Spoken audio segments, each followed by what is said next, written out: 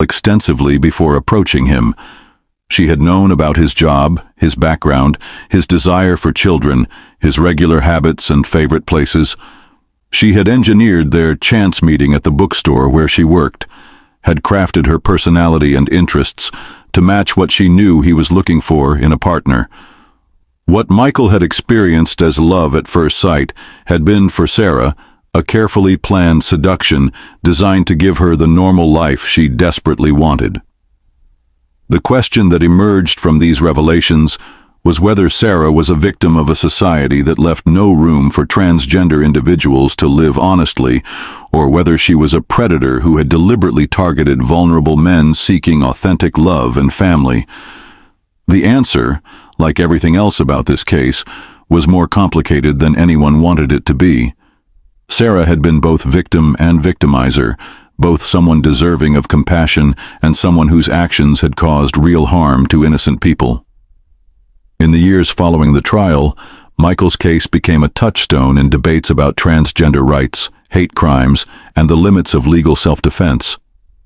Advocates for transgender rights argued that Sarah had been murdered for being transgender, that her death was part of a pattern of violence against gender non-conforming individuals that society needed to address.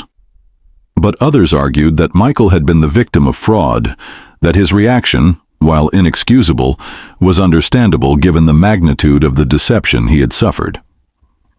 Michael Thompson served 18 years of his sentence before being granted parole in 2016. He moved to a different state, changed his name, and has never spoken publicly about the case since his trial testimony. Those who knew him before Sarah's death say he never recovered from the experience, that the man who went to prison was not the same man who had worked construction and dreamed of being a father.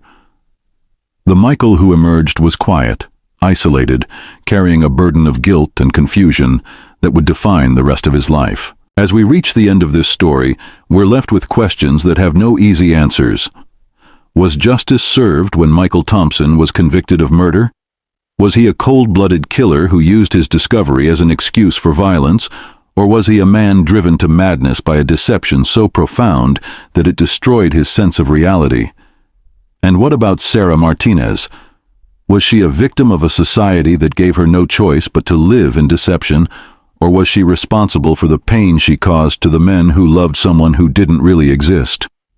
The truth is that both Michael and Sarah were victims of something larger than either of them understood. Michael was a victim of deception, but Sarah was a victim of a world